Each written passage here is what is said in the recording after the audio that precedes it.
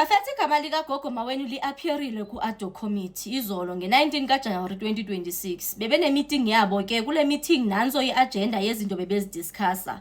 Bawudiscussile umcimbi kaBrown Mokgotsi amagqwetha asayothethisana malunga nokuba uBrown Mokgotsi engazifuni uku-appeara in person ku-ad hoc committee, but bayenze clear into yoba bamfuna pha ephila.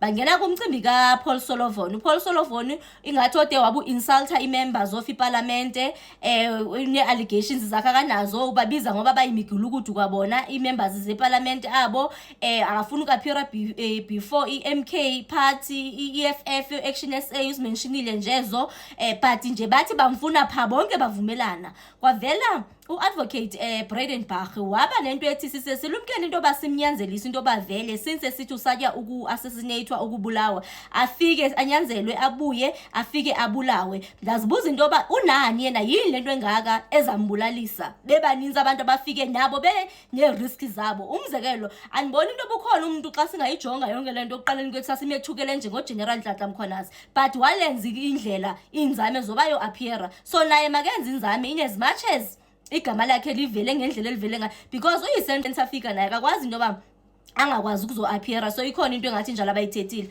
Bagqiba ke bazongena kumcimbi kwengoku we-submissions ezivezwe nguSols. uSols uveze into ezimbini apha. A1 ingathi zisuka kwi-publics ke ngoku ne.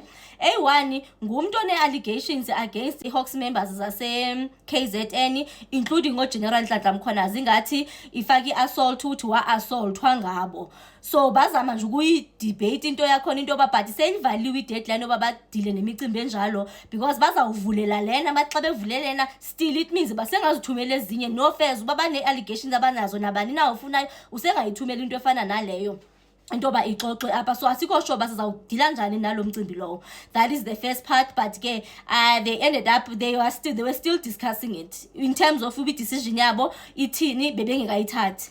Enye yezinto uSols akaze ngazo ifaka uGogo Maweni ingathi ngumuntu othi ipartner yakhe yabulawa ubungqina yonke into ingathi ikhona but icase yakhona abantu basemapoliseni bahuqa inyawo ingathi including i-NPA andisazi nje ncama istory sakhona but kwabulawa umuntu lonto implicator uGogo Maweni ingathi nepartner yakhe or ihusband yakhe. So nje yonke lo case bazamela nje ukuyithetha pha but because imerits ze-case yonke abanazongo yakhona into ethi maka kuSols abuyela umva ayo understand into yoba kutheni kukhona bezisa ezi-submissions zabo ngoku kukuthi yayike yavulelwa i-public and ngoku i-submissions besezivalelwe kutheni zesiza late. So basezawudiscussa nje umcimbi ofana nale nto leyo. So that's more or less what they discussed yesterday. Uba ke ngonamhlanje ku-appeare bani ku-appeare uRobert McBride already uthe efika nje sabe sibona into yoba akazuthelelana ncam amanzi ne-members of parliament. So that one sizayithatha at a later stage. So that is the update about what took place